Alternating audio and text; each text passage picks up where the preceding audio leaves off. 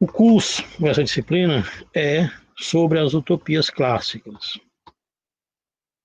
Tem como intenção expor as utopias de Thomas More, Campanella, de Bacon, de Platão, as utopias dos socialistas utópicos e as recepções críticas de Marx e Engels à tradição dos utopistas, vamos dizer assim. Hoje nós vamos retomar esse curso sobre as utopias, particularmente com a obra de Thomas More, ou então Thomas Moros, né? Uma obra que lhe deu fama, Thomas More, More ou Moros, né? Que é precisamente a utopia, ok? Então, Thomas Moros, né? Um filósofo inglês, nasceu em 1478, portanto no século XV, 1478, no século XV, e morreu em 1535, né? Quase no meado do século XVI. Certo? Escreveu essa obra, entre outras, né? Mas foi essa obra que lhe deu fama internacional, a Utopia. Antes de falar dessa obra, a Utopia de Thomas More, é necessário, eu já falei, mas talvez, né? Tem, talvez alguns colegas não estavam presentes, então seria necessário frisar inicialmente o que é utopia. Eu sempre digo, utopia não é ilusão. Utopia não é fantasia, não é algo irrealizável, não é uma imaginação fora da realidade. Então, utopia não é aquele projeto que não pode ser realizado, não é um projeto ilusório, não é produto da fantasia.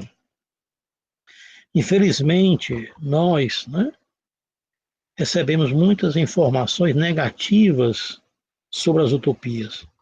E comumente a gente tem essa opinião, né? Se a gente perguntar a um aluno, até a um professor o que é utopia, a maioria vai dizer que utopia é algo ilusório, é algo irrealizável, é uma fantasia, uma imaginação, é algo fora da realidade, é algo impossível de ser realizado. Então, a primeira coisa, utopia não é isso. Utopia não é um projeto, um ideal irrealizável. Não é fantasia, não é imaginação, não é algo fantasmagórico. O que é então utopia? Então, utopia é uma palavra de dois termos. Topos, né? Topos quer dizer lugar, e quer dizer o não lugar, ou o lugar que ainda não se pôs, ou a negação do que está aí para colocar outra coisa em relação ao que está aí.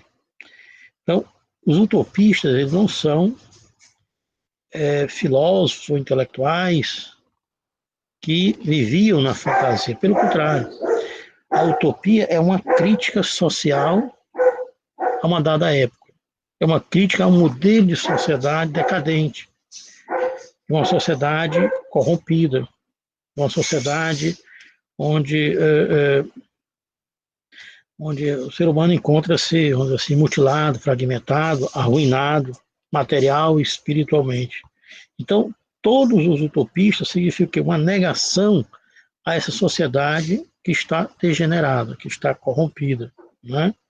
Ou seja, é uma sociedade geralmente inviável, que compromete a sociedade, compromete a vida na sociedade, compromete, vamos dizer assim, a liberdade, a igualdade.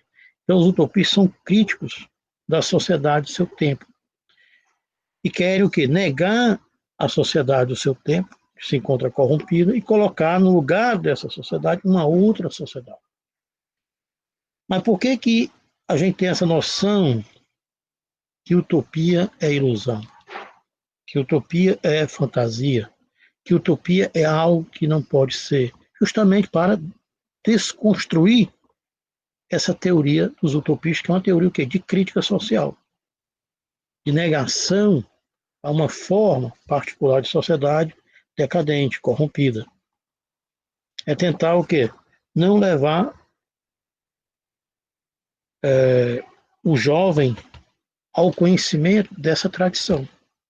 Por que eu vou querer conhecer uma coisa que é ilusória, né? Que é fantasmagórica, que não tem nada a ver com o real? Então, criou-se assim, uma certa aversão, uma certa concepção negativa, e isso vamos dizer assim, não é desproposital. Tem uma intenção, qual é? Tentar deslegitimar a tradição dos utopistas. E aqui a gente vai ver pelo contrário. Os utopistas não são ilusórios, não são fantasmagóricos, não são filósofos abstratos, né? Fora do espaço do tempo. Pelo contrário, são grandes conhecedores do seu tempo. Não só conhecedores, mas também críticos, né? E que enfrentaram a sua época, tá certo? Negaram a sociedade corrompida, degenerada, mutilada, né? E tentaram o quê? Propor uma outra sociedade. É isso que se constitui a utopia de Thomas More. Né? Thomas More é um filósofo inglês, nasceu em 1478, né? E morreu em 1535, ou seja, no século XV, 1478, nasceu, e morreu quase no meado do século XVI, 1535. Ó, se nós olharmos o século XV e o século XVI, são séculos de mudança, são séculos de transformação social, são séculos de agitação. Estamos vendo o que é a passagem, né? A transição do feudalismo ao capitalismo. Nós estamos vendo também o começo, vamos dizer assim, né? O desenvolvimento industrial, pleno desenvolvimento no lado do mercantilismo, possibilitando, né? Troca de experiências, troca de cultura entre diversas nações, a descoberta, entre aspas, né? Do mundo novo, das Américas, né? Descoberta do Brasil, entre aspas, né? Reformas sociais, políticas, religiosas, culturais.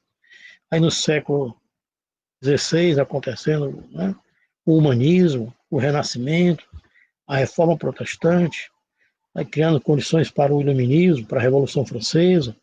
Então, Thomas More está numa época de, quê? De agitação, né? Onde os intelectuais almejam também o quê? Mudança da sociedade, mudança na vida, né? Um outro projeto de sociedade. E esses filósofos, no caso aqui o Thomas More, né, no caso, vai ficar muito encantado com os relatos de Colombo, no caso aqui Thomas Moros, né, muito encantado com os relatos de Américo Vespúcio, né, das suas viagens na América, e particularmente os relatos de Américo Vespúcio sobre Fernando de Noronha, aqui no Brasil, relatando que é uma sociedade indígena diferente, onde os índios, né, viviam em comunidade, eles não tinham apreço ao dinheiro, nem conheciam o dinheiro, né? Não tinham propriedade privada, viviam de forma coletiva, eram pessoas simples, saudáveis, fortes, musculosas, né? Tinham contato saudável com a natureza, ou seja, não tinham os vícios da sociedade europeia.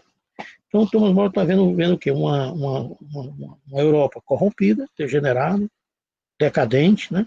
Principalmente na Inglaterra, uma sociedade decadente, corrompida, e vê um mundo novo, o que ainda não é, ou seja, um topos, né? Um mundo que ainda não é, um mundo diferente. E a partir, né, dessas descobertas de Américo Expulso, dessas novas terras, desses novos mundos, ele idealiza a utopia, Thomas More, né? Mas como uma crítica à sociedade inglesa do século XVI, uma sociedade corrompida, degenerada, né? Certo? Ou seja, com a propriedade privada, ambição pelo dinheiro, corrupção, né? Camponeses passando fome, aprisionamento, enforcamento, etc. O Thomas Moros, né? Ele fora uma espécie de tutor ou de conselheiro do rei Henrique VIII. Né? Aqui no século XVI, o rei da Inglaterra era Henrique VIII. E o Thomas More era como se fosse o conselheiro, né? A pessoa mais próxima do rei. Era aquele com quem o rei, né, conversava, dialogava, O rei pedia conselho ao Thomas More, o que devia fazer, não devia fazer. Portanto, Thomas More era uma espécie assim de quase, né, o vice-rei na Inglaterra. Tudo que o rei precisava falava com o Thomas More, né? Um intelectual, ele também era um político, Thomas More, né? Certo? Só que o Henrique VIII, ele era casado com Catarina de Aragão. E Catarina de Aragão, parece que não podia ter filhos, e ele queria ter um herdeiro, né? E aí o Henrique VIII acaba se apaixonando pela serva, vamos dizer assim, né? A criada de sua esposa, Catarina de Aragão. Tem até um filme sobre isso, né? Que é justamente a Ana Bolena. E ele se apaixona pela Ana Bolena e decide se separar da Catarina de Aragão. E pede para o Thomas More, né, intermediar essa separação, porque era casado com, né, a igreja, a religião, etc. E o Thomas More era muito religioso, né, era um cristão, que é justamente o ideal também, que no século XVI, dos renascentistas. A maioria era cristão, tendo trazer a cultura clássica grega, né, particularmente Platão e Aristóteles, para a vida cristã. E o Thomas More era um cristão intelectual, né, e ele não vai aceitar esse pedido de separação do Henrique VIII. O Henrique VIII pede para ele, né, encaminhar a separação dele junto à igreja, e o Thomas More tem assim como algo eterno, né? Você não pode ser desfeito, assim, ao bel prazer, né, do indivíduo. Ele vai ser contra a separação e vai ser contra também o casamento do Thomas More, ou do rei, né? O rei também disse, olha, eu quero me separar, ele não vai aceitar, eu vou me casar com Ana Bolena, ele também, o Thomas More, não vai aceitar, não vai apoiar o casamento dele, e ele também vai fundar, né, já que a igreja não quer apoiar, ele vai fundar uma igreja e vai, o Henrique VIII, se intitular como o chefe da igreja. E o Thomas More não vai aceitar, né? É uma pessoa política, não tem formação religiosa, né? É que ele pode ser tipo um papa, né? Não vai aceitar. Em virtude disso, essa pessoa mais importante depois do rei, que é o Thomas More, o rei manda prender o Thomas More, embora fosse a pessoa mais, né, próxima dele. Ele é preso na torre, né, da Inglaterra, fica um ano preso e depois é decretado a sua decapitação, né? A cabeça é cipada, tá certo? Então, em 1535, ele passou um ano preso, em 1535 ele é condenado à decapitação, certo? Então, ele morre tendo a cabeça decipada, né? Em 1535, ou seja, quase meados do século XVI. Em 1888, vamos dizer assim, 1888, o Pio XI, o Papa Pio XI, decreta o Thomas More como um santo, né? Ele é beatificado, certo? É considerado santo. Mas em 1880, acho que 1886, se eu não me engano, aí no século XIX, né? Então no século XVI, 300 anos depois, pela defesa que ele fez do catolicismo, da Igreja Católica, etc. e tal, né? Então ele é considerado não só um filósofo, mas também um santo, São Tomás, Thomas, né? Thomas More, certo? Foi beatificado pelo Papa Pio XI. Então, a Utopia, essa obra, a Utopia, eu falei, né, ela não pode ser entendida, né, como algo abstrato, né, como algo fora da realidade, como algo ingênuo, né, uma pessoa que não tem noção, né, de política, dos problemas sociais. Pelo contrário, os utopistas são extremamente conscientes, né? Eles conhecem muito bem os problemas sociais, políticos de sua época, né? Eles vão enfrentar, tá certo? No caso, Thomas More vai o quê? Escrever essa obra, a Utopia, que é um projeto, né, de, por um lado, uma crítica à Inglaterra de então, do século XV, XVI, né, que refletia a Europa, e um projeto de uma sociedade diferente. Então, se vocês puderem ler essa obra, A Utopia de Thomas More, né, vocês vão constatar que essa obra está dividida em duas partes, dois capítulos, duas partes na tradução. A primeira parte é toda uma crítica à Inglaterra de então, né, Inglaterra corrompida, degenerada, né, muita fome, muita exploração dos camponeses, né, expropriação de terras, expulsões né, dos camponeses das terras, os que saem né, das suas terras, vão morar nas cidades, se tornam mendigos, são presos, são enforcados, sabe? Então é uma obra belíssima. E a segunda parte é justamente uma apresentação dessa cidade, dessa utopia, ou seja, de uma sociedade ideal, de uma sociedade diferente. Então, a primeira parte é uma crítica social à Inglaterra, e a segunda parte é vamos negar, e agora vamos mostrar como é que a sociedade deveria ser. Né? Utopia, o que é negação do que está aí. Eu nego e depois coloco um outro modelo de sociedade, que é isso que é a utopia. Isso aqui no século XVI, né?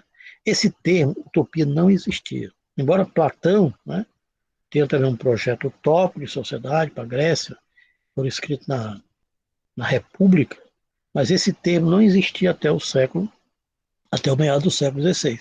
Isso é uma criação do Thomas More.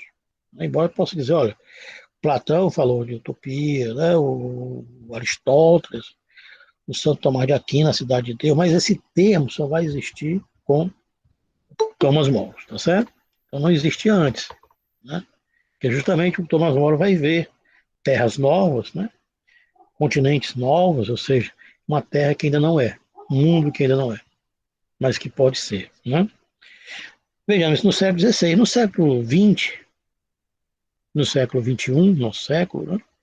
Em que no século XX, no século XXI, nós assistimos o fascismo, o nazismo, o stalinismo e diversas experiências de sociedades autoritárias, sociedades violentas, que não só eram dominadoras,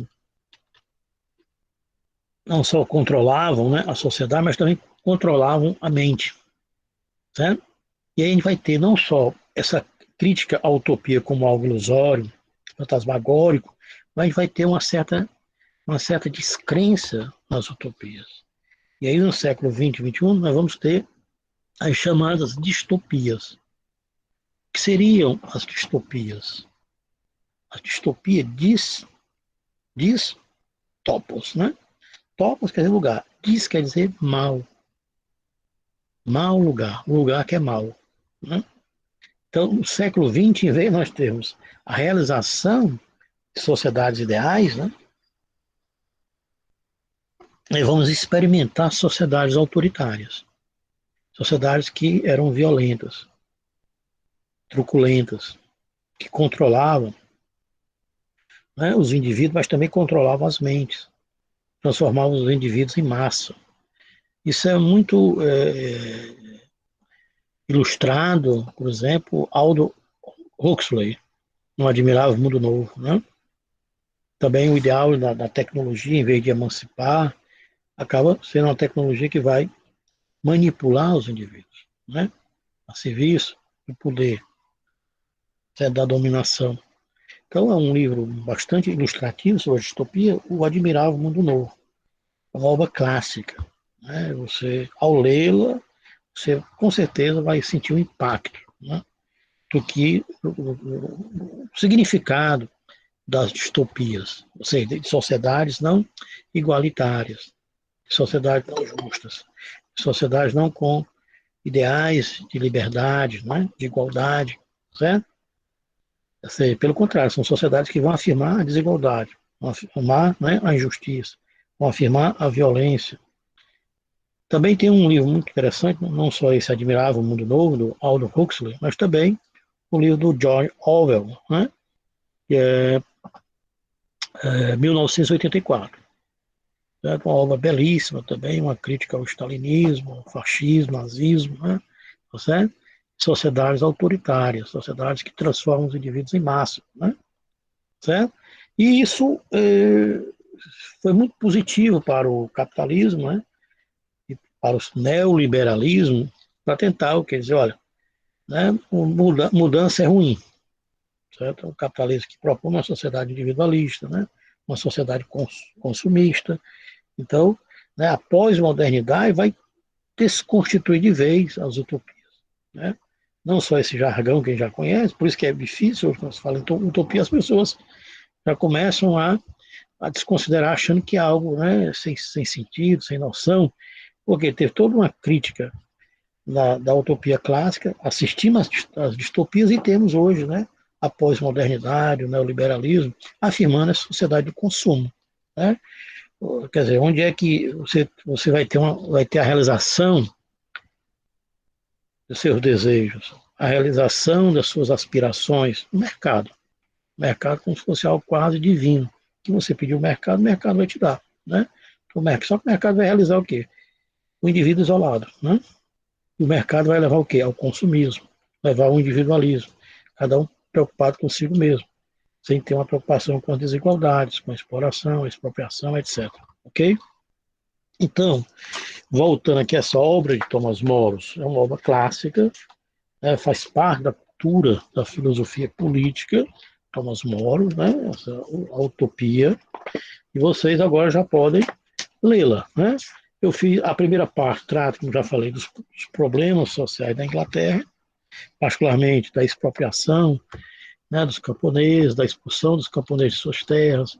Eles vão para a cidade, né, se tornam mendigos, pobres, são presos, são enforcados, né, tá certo? Mostra também o processo de desenvolvimento do capitalismo, né, certo? Não sei como é que se deu o desenvolvimento da sociedade moderna. Ela não se deu pela afirmação da igualdade, da liberdade, pela afirmação da justiça, mas sim pela expropriação, pela expulsão, pela matança, né, camponeses, de trabalhadores, de aprisionamento, de enforcamento, etc. Ok? Então, eu tive a oportunidade, no começo desse semestre, nós começamos as aulas presenciais, de falar, de expor a primeira parte. E aí, para não ficar repetitivo, eu vou apenas expor a segunda parte, que é justamente a estrutura, os princípios, né, de uma sociedade diferente proposta por Thomas More, ou Thomas More, né, a utopia. Então, ok? Eu vou ler um pouco sobre a utopia, depois eu vou ler a passagem da obra, tá certo? Até aqui, tudo claro? Alguém tem alguma questão?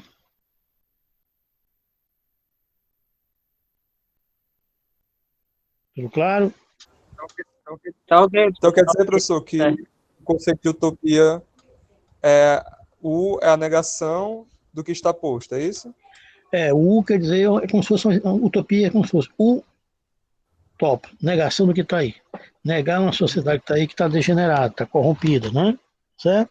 Uma sociedade violenta, uma sociedade injusta, sociedade desigual, né?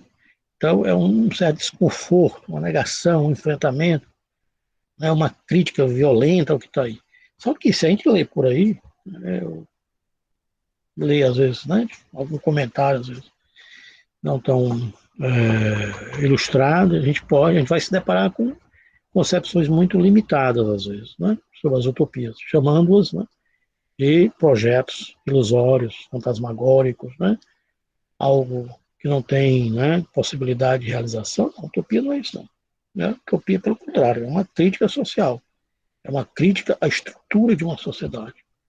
Para o utopista, né, essa estrutura encontra-se comprometida.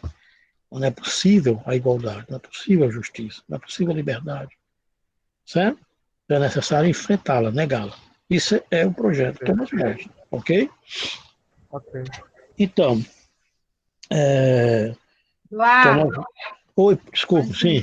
só a título de sugestão, o Netflix tem uma série Uhum, exatamente sobre essa questão de Thomas More com Henrique uhum. VIII, né? Tem uma série, né? É bem interessante, certo? Ó, depois você podia até dar uma olhada e The anotar, né? Tudors, é, Hã? The, The Tudors, nome da Tudo, série. Eu vou colocar né? aqui Coloca nos no chat. comentários, Pronto. tá? Pronto, a filósofa Nadégio, né? aí nos ajudando, que é importante, né? Também tem alguns filmes sobre a Faz vida, né? questão, né? É, É, claro, claro. Tem uns filmes muito ilustrativos sobre a Ana Bolena, né? Ana Bolena, assim, é. Ana Bolena que retrata esse período aí do Thomas More com o Henrique VIII, tá certo? Muito Ela ilustrativo. nessa Ele vai ter, série, ela tem um destaque todo especial, viu? pois é, Ana ele Bolena. vai ter um filho com ela, né? Que vai ser o herdeiro do Henrique VIII, né? E não com a Catarina de Aragão, né? Certo? Isso, Então, no caso, é a Rainha Elizabeth, né? que vai virar a Rainha Elizabeth, eu acho. É, é. Né? Ok, só isso mesmo. E muito bem. Obrigada. Então, não, pois não, muito obrigado. Então, eu vou ler um pouco, para a gente entender o que é a obra, e depois vou ler algumas passagens da própria obra. Agora não é a obra, é só, né, que eu escrevi aqui. Então, Thomas More, 1478, nasceu 1478, filósofo inglês, e morreu em 1535, decapitado. Né? Passou um ano preso na Inglaterra, na torre, né, inglesa, e em 1575 foi condenado à decapitação, certo? Pelo próprio rei Henrique VIII, que tinha o Thomas More como se fosse, vamos dizer assim, né, quase o irmão dele. Mas se o rei matou o próprio Thomas More, imagine, né, um cidadão comum. Né? E escreveu a Utopia foi publicada em 1516. Ele morreu em 1575 e a Utopia foi, né, publicada, escrita e publicada em 1516, tá certo? Então, ele é de fé católica, né? O Thomas More. Okay? A obra que lhe deu imortalidade é justamente a Utopia, que é uma representação, né, de uma sociedade diferente, ok?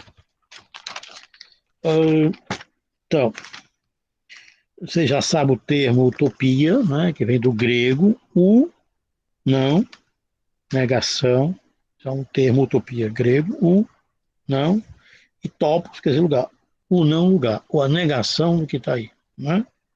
Certo? É o que ainda não existe, mas deve existir, certo? É o que não está ainda aí, né? Isso aqui,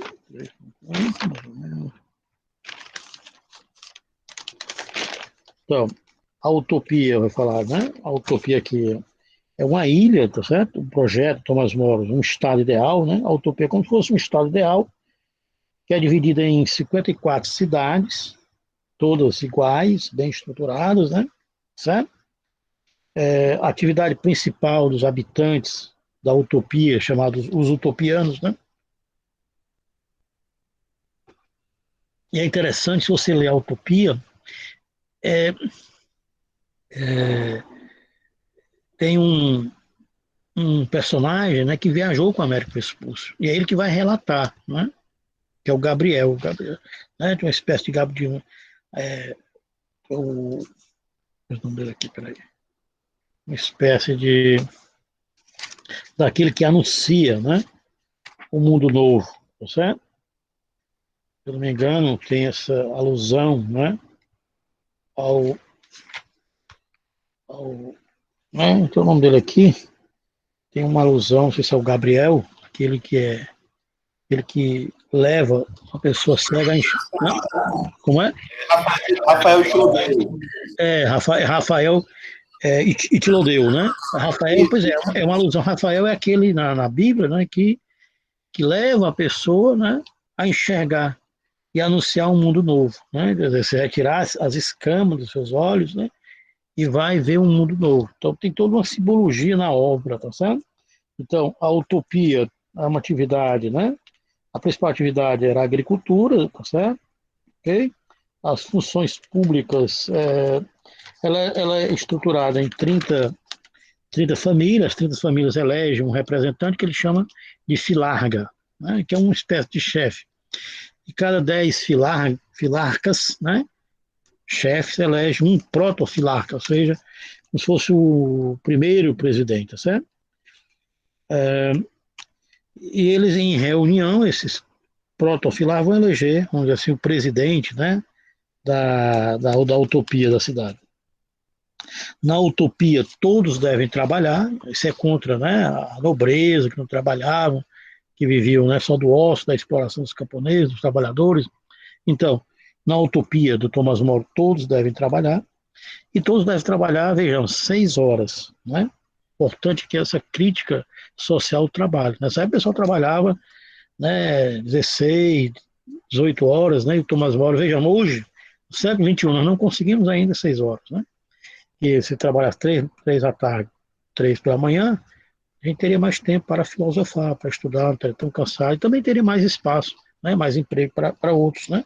Então, nessa época, o pessoal trabalhava 18, 20 horas, né? 16, 18 horas, e o Thomas More está defendendo o quê? Que todos têm que trabalhar, todos têm que cooperar, e todos têm que trabalhar 6 horas, né? Uma crítica social ao trabalho da época, que é um trabalho mortífero, um trabalho cansativo, né? Um trabalho de superexploração. Então, todos devem trabalhar 6 horas por dia, 3 pela manhã e 3 da tarde.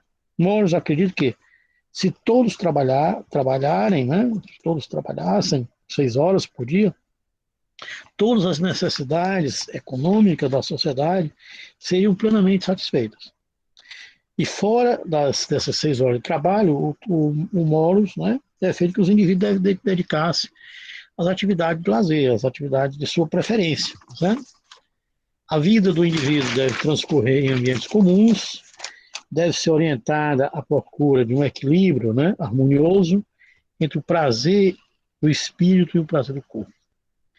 A religião dos habitantes da utopia funda-se na crença numa divindade incognoscível e eterna. Cada um tem a liberdade de adorar o culto de sua preferência. Thomas More vai defender, né, a liberdade de culto. Não é uma religião só, não é só uma concepção de Deus. Vai defender a questão da tolerância religiosa. A religião é um fato da consciência e, por isso, não deve ser negada para ele. A única coisa que não se pode tolerar, né, infelizmente, na utopia, é o ateísmo, né, que vai negar a questão da imortalidade da alma, que vai negar a questão da existência de Deus, né, porque tem uma concepção aqui, e aqui começa isso, né, e os ateus eles não têm princípios morais, né, por isso, se eles não têm princípios morais, eles são o quê? Devem ser negados. Isso também passou, isso foi divulgado para ter aversão aos ateus, né? Aos materialistas. São pessoas que não têm princípios morais. Logo, se o ateísmo, né, tiver hegemonia na sociedade, os materialistas tiverem hegemonia na sociedade, nós vamos ter uma sociedade violenta, anárquica, sem nenhum princípio, etc. Isso era para desconstituir, tentar deslegitimar, né, o ateísmo, o materialismo, etc. E o ateísmo e o materialismo não significam isso, certo? Não significam isso. Então, estou lendo aqui alguns pontos da obra, né, para que nós possamos compreendê-lo, ok? Como eu falei, o Platão já havia, né, dado a indicação do que é utopia, mas não criou esse termo. Esse termo utopia fora criado especificamente por Thomas More nessa obra, A Utopia. Né, Platão já deu uma indicação na República, né, quando ele fala de uma sociedade perfeita, onde não existe em nenhuma parte, em nenhuma terra. Moros reafirma essa noção de utopia como o não existir em lugar nenhum. O não existir quer dizer que ainda não se pôs, que ele não se efetivou, né, certo? Ou seja, a capital, olha, aqui são termos do Thomas More. A capital da utopia dessa cidade, né, dessa sociedade, a capital chama Amauroto, do grego amauros, que significa evanescente, aquilo que desaparece.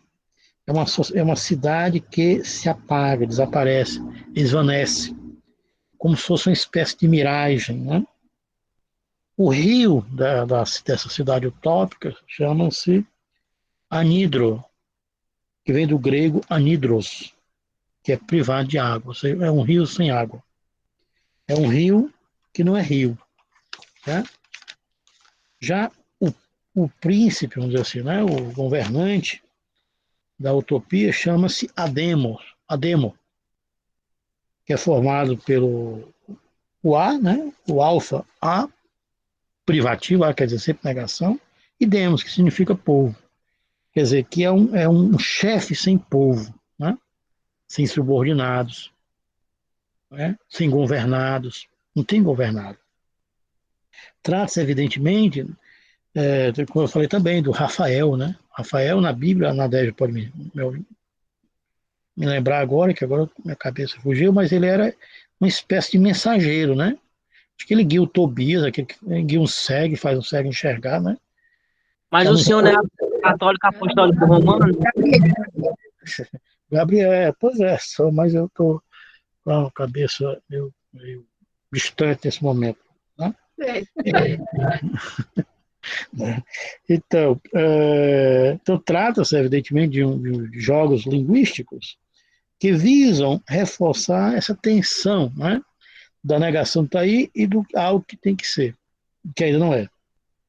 A fonte de inspiração de Thomas More por um lado, Platão, a República, por outro lado, Epicuro, né, questão do prazer, e as doutrinas estoicas, tomistas e erasmianas, né? Ele era discípulo de Erasmo de Roterdã, né? O Thomas More.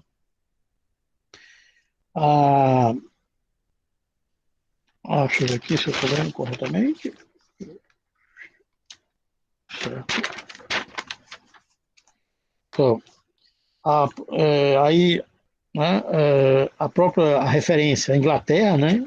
Tem uma referência também à Inglaterra, a primeira parte do livro, sua história, suas tradições, seus conflitos, a restauração do sistema agrícola, que privado de terra e de trabalho, né, uma grande quantidade de camponeses, as lutas religiosas, a intolerância na Inglaterra, a insaciável sede de riqueza, etc. Né? Então, na primeira parte, eu falei, essa obra, a Utopia de Thomas More, tem duas partes, os dois livros. Primeira parte, uma crítica à sociedade da época de Thomas More, a crítica à Inglaterra de então, né? Certo? Aí ele destrói, nega, utopa, depois vai dizer, olha, está aqui uma proposta de sociedade humana, justa, que vai chamar Utopia. Na primeira parte do livro, há uma reflexão sobre a situação social e política da Inglaterra de então. Então não existe, né, um lunático, Platão é um lunático. Não, Platão é um crítico do seu tempo.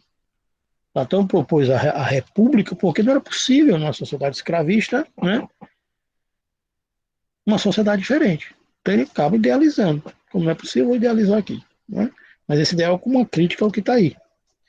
Então, a primeira parte é uma crítica à situação sociopolítica da Inglaterra de então, a saber, as imensas áreas agrícolas que são substituídas, né, para pastagem, né? Vários camponeses são expulsos das terras, né? Começa o processo de expropriação e exploração dos camponeses, e daí começa a surgir, né, a questão do capitalismo, tá certo? A passagem dos indivíduos que vivem no campo vão ser expropriados, como o rei começa a encarecer, né, os impostos, tá certo?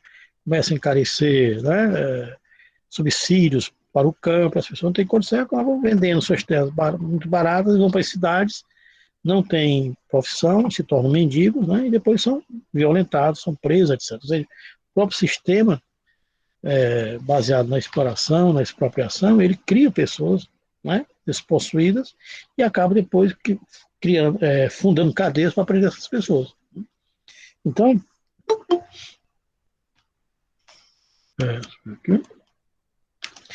a primeira parte é tratar da Inglaterra, dos problemas sociopolíticos da Inglaterra, né, as imensas áreas que são substituídas para pastagem, entrando num processo de desertificação no local.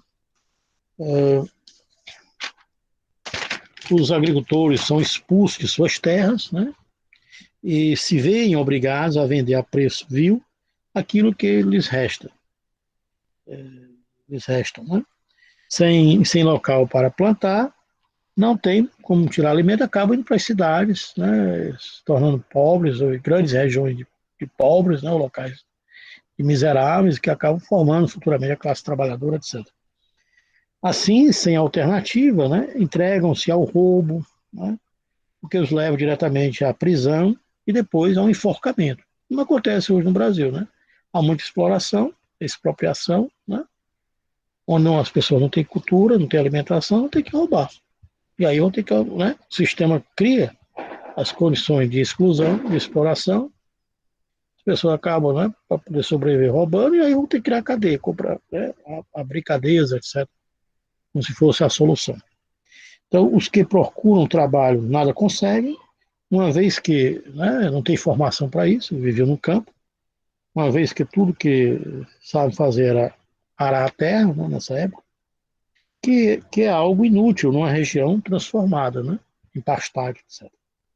Na Inglaterra da época, de Thomas More, nós temos de um lado, na Inglaterra, muita riqueza e de outro, muita pobreza.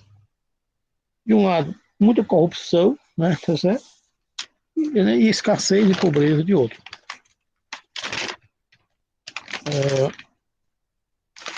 Então, estou falando aqui da primeira parte do livro, certo?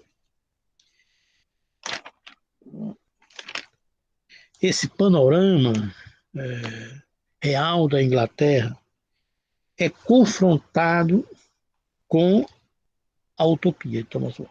Ele vai justamente, né, vai mostrar um panorama trágico de uma sociedade degenerada, corrompida, de uma nobreza que não trabalha, que explora os camponeses, né, que expulsa os camponeses de suas terras, que expropria os camponeses. Os indivíduos, sem ter o que, né, o que comer, o que trabalhar, onde trabalhar, vão para as cidades, se tornam mendigos, pobres, formam vilas, né, de miseráveis, e depois são, né, presos, enforcados, etc. Né? Certo? Então ele vai ter esse confronto da cidade, da utopia, da cidade ideal, com essa sociedade da Inglaterra de então. Tá certo?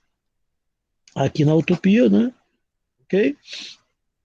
Então agora. Só um minuto. Então, a utopia, nós vamos ver aí o Rafael, né? É interessante, se você ler as obras nessa época aí, né? Se você ler, por exemplo, começo da modernidade, se você ler, por exemplo, Galileu ficou 24 anos preso, né?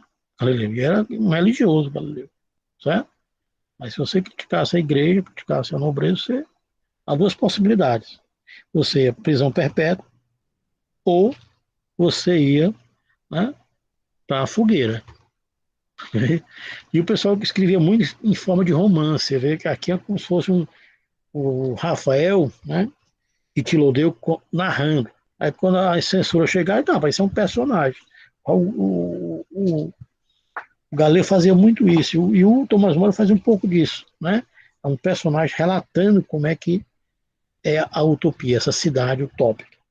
Que ele viajou com o Américo Vespucci e conheceu essa cidade. É uma referência aos índios, né? As comunidades indígenas, onde as pessoas eram saudáveis, fortes, alegres, sem propriedade, riam dos europeus quando chegavam aqui, cheio de colares, né?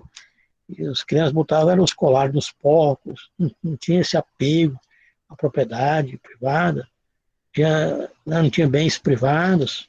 Eles ficavam rindo, achavam engraçado, certo? Toda aquela, né, aquela coisa pomposa dos europeus aqui, né? E os índios eram simples, etc. Isso é muito relatado também por sei lá, no século XVIII depois, por Rousseau, né? Bom selvagem, o homem bom, o homem ingênuo, o homem da pureza, né? Sem maldade, sem propriedade. E que depois também aqui no Brasil é muito ilustrativo as obras do José de Alencar, né? Que para nós, né, é meio chato ler José de Alencar, mas é um clássico, tá certo? E ele vai justamente fazer e a importância do José de Alencar, no sentido, em vez de fazer uma apologia aos europeus, né, ao ideal do homem europeu, esse homem já caduco, né, falido, né, doente mentalmente, o José de Alencar vai fazer o quê? Todo assim, uma apresentação bela do índio, né, do Guarani, da Iracema, mostrar a riqueza dos índios, né, a simplicidade, a fortaleza, a força, né, a pureza, certo? Se você ler o Guarani, é muito, muito esse ideal aqui que o Thomas More está pensando, esse homem bom, né? Esse homem puro, forte, né? Frente ao homem decadente, ao homem com espírito, né? Falido, mutilado, na Inglaterra e na Europa. Certo? Então, ele vai, nessa obra, o Thomas More vai colocar suas ideias num personagem chamado Rafael Itilodeu, né? Que ele viajou com o Américo Expulso e vai narrar o que é que eles viram. Então, Rafael Itilodeu, tendo participado de uma das viagens de Américo Expulso, teria visto a ilha, né, a cidade Utopia, e narra os princípios básicos dessa sociedade. A utopia não apresenta um programa social a ser realizado, mas princípios normativos, né? Ou seja, por um lado apresenta os males, primeira parte, quais são esses males? Os males sociais, os males políticos, né? Da Inglaterra de então, do século XVI, né? Apresenta os males da sociedade e indica os critérios para curá-los, que é justamente a sociedade utópica de Thomas More. O ponto-chave da questão, né, o ponto-chave da questão está nesses princípios defendidos por Thomas More, nessa cidade ideal chamada utopia, é a questão da ausência de propriedade privada. Né? Vejam, século XVI. Thomas More vai o quê? Propriedade privada compra. O próprio Platão dizia, né? Onde há propriedade privada, há divisão entre bem e teu, há divisões, né? E aí não há uma sociedade justa, igualitária, certo? Então, o ponto-chave aqui, né, desses princípios normativos de uma cidade igualitária, justa, uma sociedade ideal,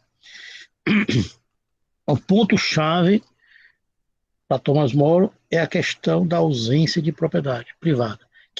Isso é muito típico das sociedades indígenas, né? Contra a sociedade europeia, que é apegada ao dinheiro, apegada à propriedade, né? Apegada à ambição, à luta por bens, né? A traficância, ok? Então, e é em Platão que Thomas More se inspira e vai propor que nessa sociedade utópica, né? Na sociedade aqui ideal do Thomas More, uma comunhão de bens. Platão, na República, diz que a propriedade divide os homens pela barreira do meu e do teu. E que a comunhão dos bens refaz a unidade.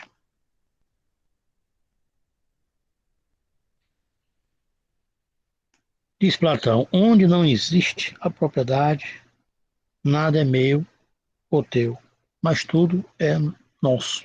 Diz Platão. Ademais, em A Utopia, né, aqui agora Thomas More, todos os cidadãos são iguais, né? São iguais entre si. Desaparecendo as diferenças de renda e propriedade, desaparecem também as diferenças de estado social, né? Os habitantes dessa cidade ideal, da utopia, se substituem de modo que equilibram nos trabalhos da agricultura, do artesanato, de modo que não renasçam, em virtude da divisão do trabalho, divisões sociais.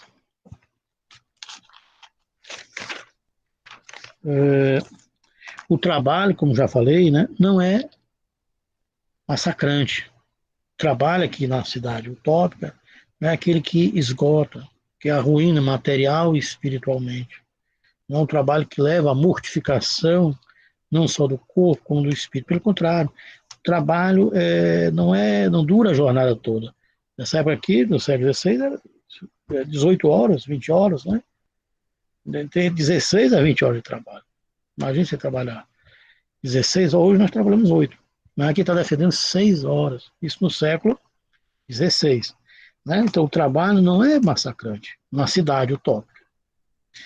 Claro que se eu estou defendendo aqui 6 horas, eu estou criticando uma forma de trabalho que é mortial, que mortifica, material e intelectualmente. Por isso que a filosofia é difícil, né? Numa sociedade bárbara, uma sociedade muito desigual. Ciência também é difícil fazer numa sociedade em que as pessoas não têm tempo para estudar, não têm tempo para ler, não têm tempo para cultivar os clássicos, não têm tempo para pensar. Mesmo que queira pensar, você já está arruinado, corporal e intelectualmente. você está cansado, corporal, intelectualmente, você não pode criar, não pode pensar, né? Não tem força para ler as obras clássicas, né? Se você pegar a cultura grega, a maioria dos filósofos eles eram fortes, eram musculosos, né? Eles cultuavam também o corpo, faziam exercícios, mas não por apologia a um corpo libidinoso, mas era para ter força, né? Um corpo saudável, que aguentasse para estudar, pesquisar. Você vai ter que ler, às vezes, né? 10 horas, 12 horas.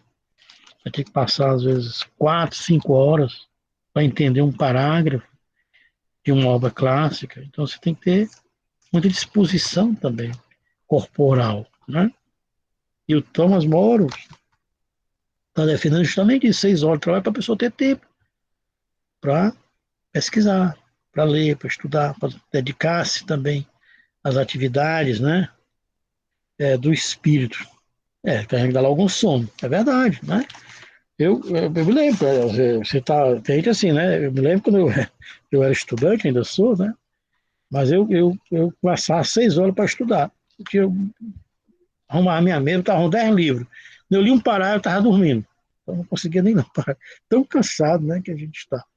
Então uma coisa era a minha cabeça querendo ler, querendo estudar, muita vontade, mas o corpo não reagia, né? Porque eu já estava comprometido materialmente. Né? Por isso que é difícil filosofia numa sociedade muito desigual. Né? Por isso que hoje o pessoal, né, fala mal da filosofia. Não quer a filosofia porque sabe que a filosofia vai desenvolver a sua capacidade de pensar, refletir, né? Vai ser uma pessoa mais crítica, mais exigente, né? Vai oferecer resistência a uma sociedade que manipula, que massifica. Então, nessa sociedade utópica, vejamos como é belo, Thomas More defende o quê? O trabalho não mortificante, não massacrante, né? Mas um trabalho que tenha só 6 horas e que dê espaço ao lazer, que dê espaço a outras atividades. Isso no século XVI. Hoje nós estamos no século XXI, nós trabalhamos 8 horas. E hoje, né, com muitas cooperativas, né, muitos chamados de trabalhos livres, a pessoa trabalha em casa, trabalha muito mais. Você quase trabalha o dia todinho, né? É uma pseudo-liberdade. Na utopia, nessa cidade utópica defendida por Thomas More, existem também sacerdotes, né, dedicados ao culto. Na cidade utópica de Thomas More, admitem-se cultos diferentes. Honrarem a Deus, olha aí, de diferentes maneiras, de diferentes modos. Né? Não há uma única concepção ou única forma, né, de adorar a Deus. Não, né? Temos que respeitar a liberdade de crença. Temos que ter tolerância religiosa. Thomas More, né? Século XVI, certo? Imagina que isso era um problema sério, né? Qualquer coisa você ia para a fogueira. Campanella escreveu o quê? Uma obra também utópica, chamada Campanella era frade, né? Assim como o Galileu ficara 25 anos preso, o Campanella também ficou 25 anos preso, né? E não foi queimado, porque um pouco antes tinha sido queimado o Jordano Bruno, foi queimado na fogueira, né? Certo? E o Campanella, para não ser queimado na fogueira, se fez de doido, né, na Inquisição. E os inquisitores vão queimar um doido, né? O doido é moralista, tem que queimar alguém consciente, né? E ele, para fugir da Inquisição, se fez de doido, então não queimaram ele, deixaram ele só prisão perpétua. Ele passou 25 anos, foi solto porque houve um movimento para libertar o Campanella, ele acaba saindo da cadeia, mas morre logo em seguida, né? Ficar 25 anos na cadeia, situações, né, com uma condição muito precária naquela época, frio, né? Então, na utopia existe também, né, lugar especial, e também lugar especial aos literatos, ou seja, aqueles que têm dotes e inclinações especiais, que pretende dedicar-se aos estudos. Os habitantes da utopia são, aí ele defende aqui, né? São papistas, né? São aqueles que devotos de Papa, né? Mas seguem prazeres sadios, né? Ou seja, sabem se compreender,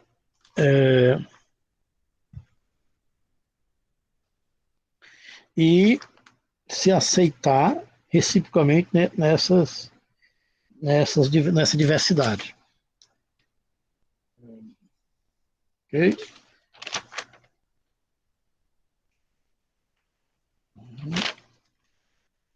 Na utopia, olha aí, uma coisa muito também interessante, né? Na cidade utópica, ideal, fora abolido o dinheiro.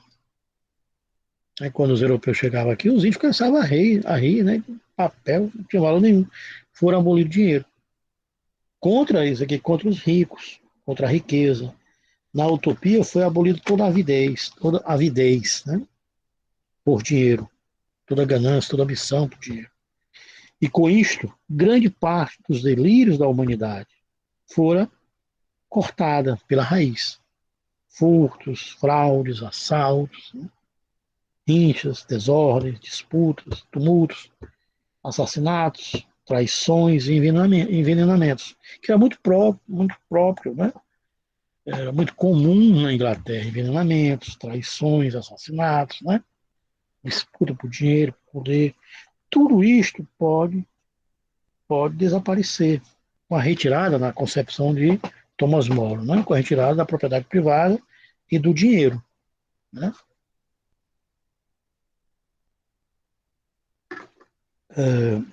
Também a pobreza, as preocupações, os tormentos diminuiriam se a propriedade privada e o dinheiro fossem suprimidos.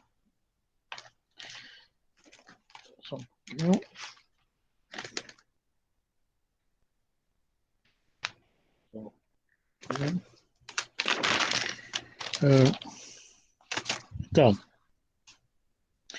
Então, com outras palavras, na utopia, né, na cidade utópica, porque esse termo, por exemplo, parece que está falando duas coisas. Não é como na época não era conhecido, era utopia como a cidade ideal. Né? Na utopia, na cidade ideal, ou idealizada por Thomas More, a propriedade privada encontra-se abolida. Não existe propriedade privada. A terra é cultivada por turnos pelos habitantes habilitados, né, na agricultura, e se substituem em 2 anos. O ouro e a prata, olha, não tem qualquer valor. Isso é muito próprio das sociedades indígenas, né? Eles ficavam rindo, as pessoas cheias de prata, cheias de ouro, né, no pescoço. Não tem valor. Os índios colocavam nos porcos, né? As pérolas, os cordões que eles encontravam, né? Aí botavam nos bichos, né? Os europeus aqui, né, cima cheio de pérolas, os índios ficavam rindo, achavam aquilo aí parecia, né, uma coisa, um pássaro enfeitado. Né? Então, ouro e prata não tem qualquer valor. São usados como qualquer outro tecido. Todos têm seu ofício próprio. Há magistrados que cuidam para que ninguém fique ocioso, que é muito próprio, né? Na Inglaterra de então, a nobreza, a aristocracia, as pessoas viviam ociosas e viviam da exploração do trabalho dos outros, né? Tanto os camponeses quanto as pessoas pobres, etc. Então todos têm ocupação e todos exercem sua arte. Os cidadãos da utopia trabalham apenas 6 horas. Legal isso, né? E dedicam o resto do tempo às letras e aos divertimentos. A cultura do povo é para o interesse de todos. Cultivam as ciências positivas e a filosofia. Completam os conhecimentos racionais, aí essa é uma defesa do como ele era religioso, né?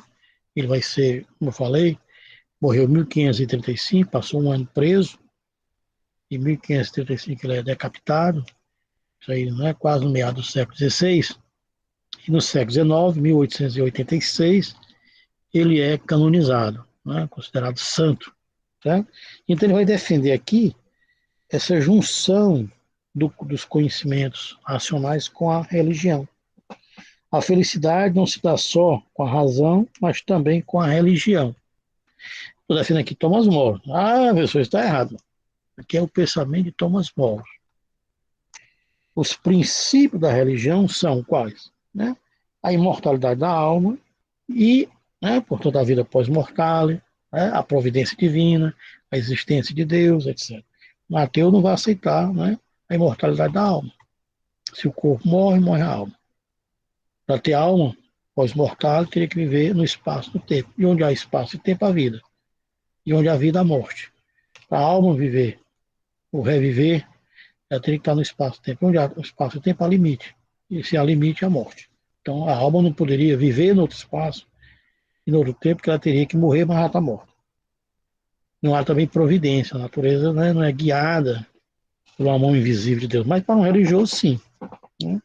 Então, o único guia natural do homem é o prazer. Faz aqui uma alusão a Epicuro, né? Ou seja, é sobre o prazer que se baseia a solidariedade humana.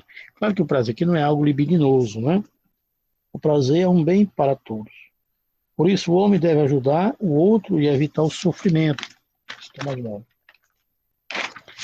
O prazer é um bem para todos. A característica fundamental da utopia é a tolerância religiosa. Olha aí, né? Thomas Wallace. Cada um conhece e venera Deus a seu modo. Ninguém pode violar a liberdade religiosa de outrem. Né? Cada um pode tentar convencer o outro, mas sem violência, sem injúrias. Né? Então, os utopianos creem, né, em cultos variados, diversos. Creem na imortalidade da alma, creem na providência divina. Então, a república utopiana é um Estado conforme a razão, mas é uma razão que também depende da religião. E não há espaço para intolerância. Certo? Thomas More idealiza esse estado ideal, chamado utopia, né? Ou seja, de uma comunidade de acordo com a razão. Então, é mais ou menos esse ideal, essa estrutura que eu falei, que a gente vai encontrar na parte 2, né, do livro A Utopia de Thomas More. Ok? Né? Tá certo? Então, eu vou. São quase 15 para as 8, né? Queria perguntar a vocês se há alguma questão.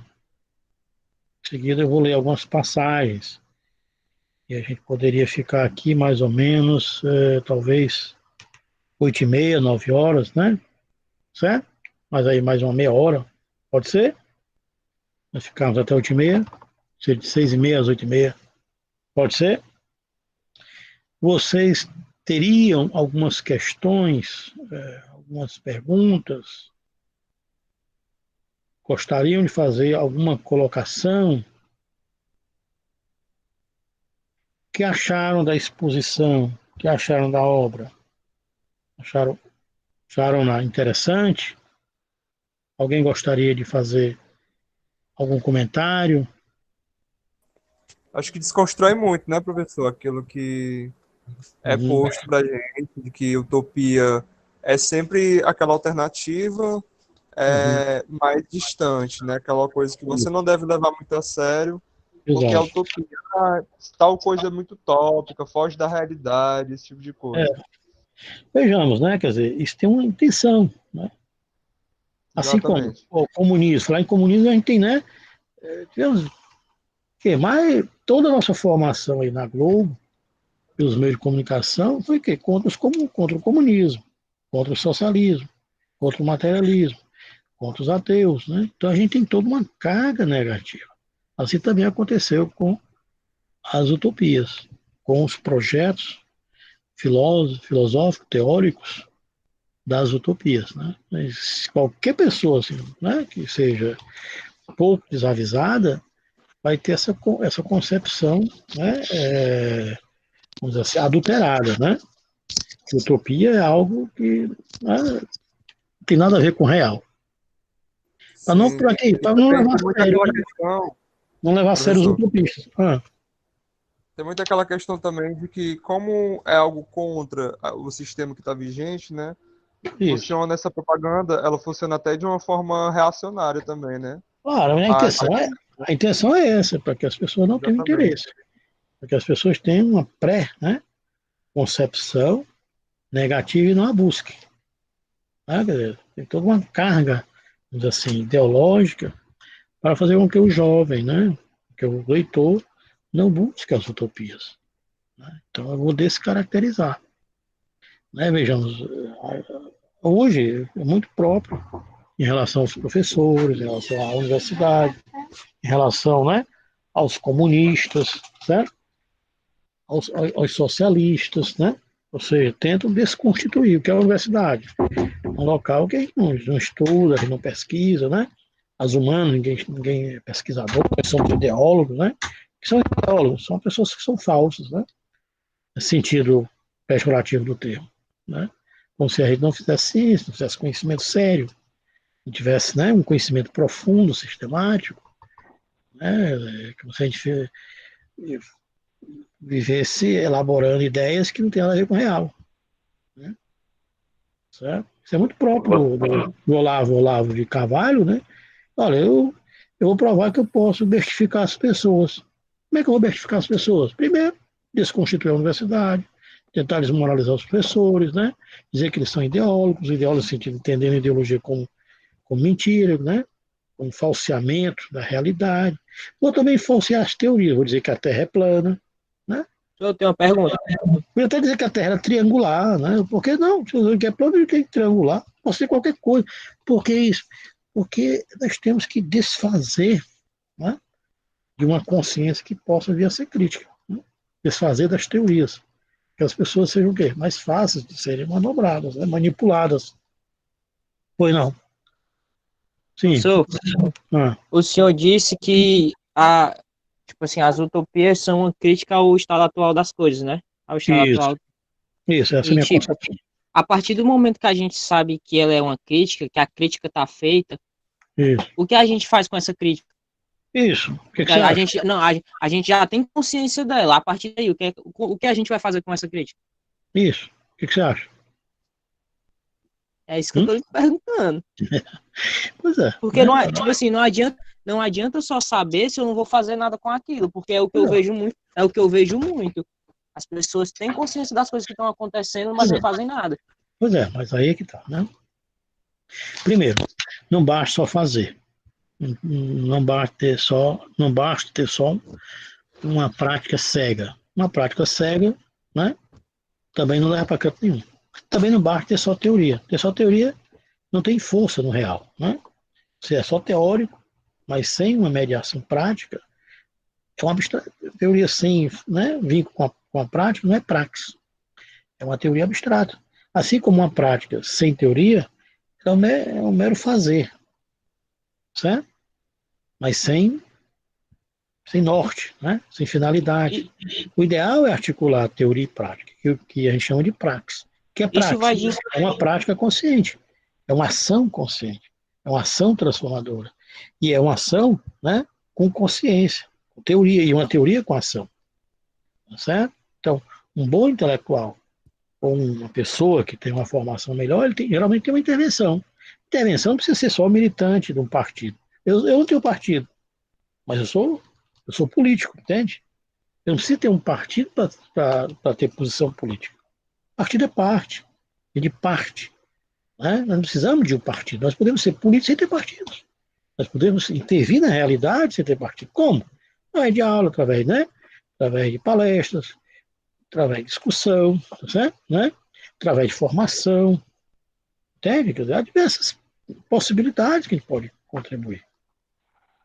Boa Certo? noite. Boa noite. Isso vai de encontro com o que o senhor falou do Hegel sobre a tomada de consciência da população.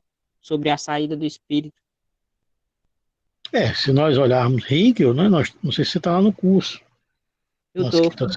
Tá lá, Fenomenologia do espírito. mas andou faltando, né? Faltei.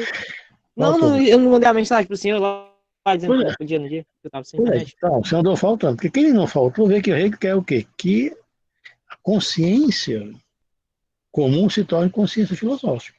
Na fenomenologia do espírito, qual é?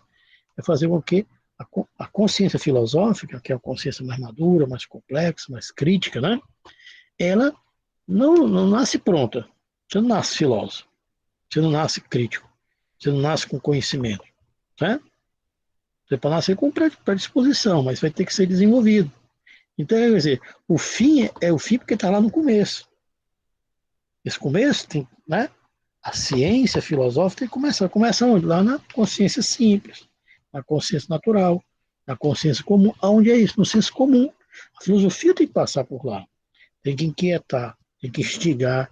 Não adianta a gente se achar filósofo, se achar intelectual e ficar à margem, distante das pessoas, zombando delas. Né? As pessoas não pensam, não é porque são burras. As pessoas não discutem, não é porque são burras.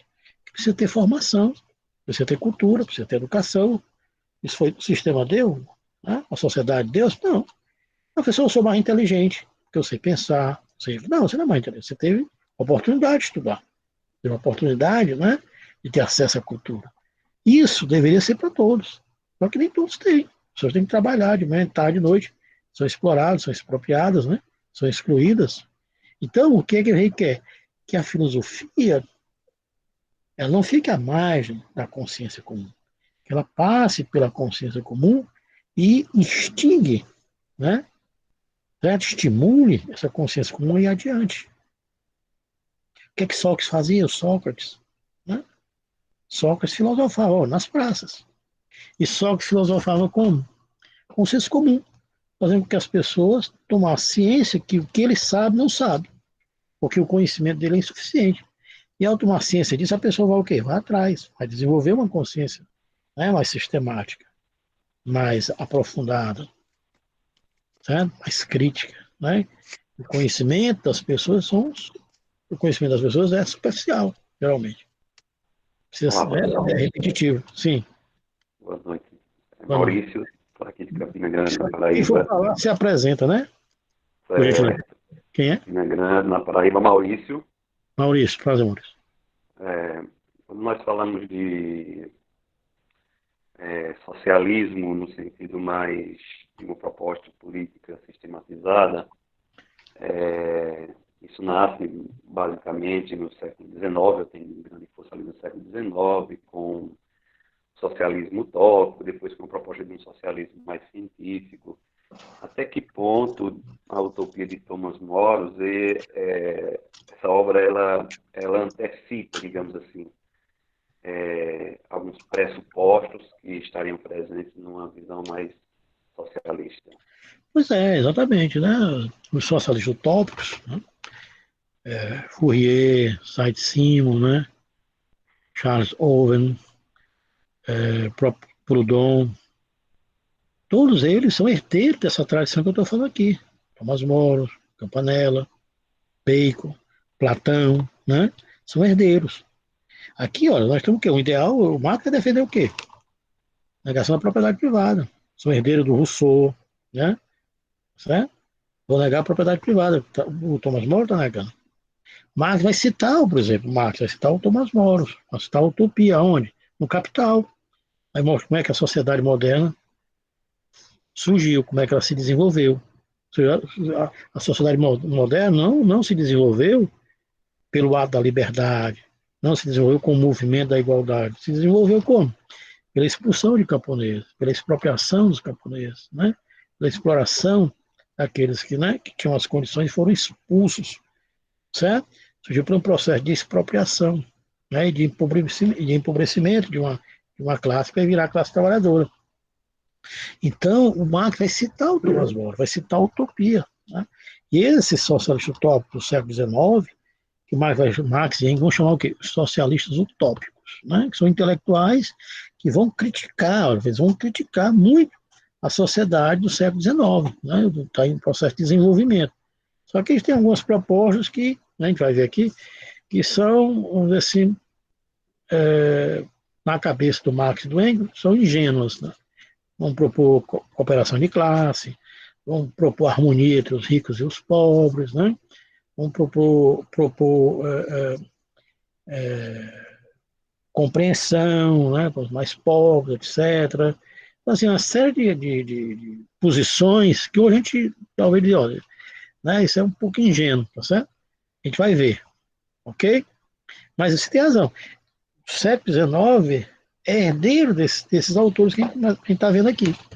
É herdeiro do Thomas More, é herdeiro do Campanella, é herdeiro do Bacon, é herdeiro do Platão. Por isso que é importante a gente conhecer os clássicos, né? Saber que tem uma história do movimento do conhecimento, do movimento das ideias. Essa é a ideia também do curso. Nós possamos ter uma visão, né, mais completa e complexa, né, das ideias de sociedade, ou de propostas de sociedades mais igualitárias, mais justas, né, menos violentas. Sociedades que isso vai contra o capital. O capital é uma sociedade individualista, uma sociedade alienada. Os indivíduos estão preocupados apenas consigo mesmo. Né? Uma sociedade que há desigualdade, que há, né, injustiça, que há violência, que há falta de liberdade. Né? E não há uma preocupação com os indivíduos como um todo, etc. Né? Não é possível isso dentro da sociedade capital. Portanto, tem que destituir, tem que desconstituir esses ideais, né, dos utopistas. Certo? Mais alguma questão? Alguém gosta de mais? Eu posso ir um pouco adiante, ou terminar hoje por aqui? O que vocês acham?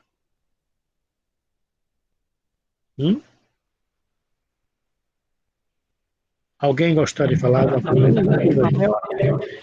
Hã? Tem uma pergunta, Maurício Mota falou, né? Umas meia hora aí. Certo.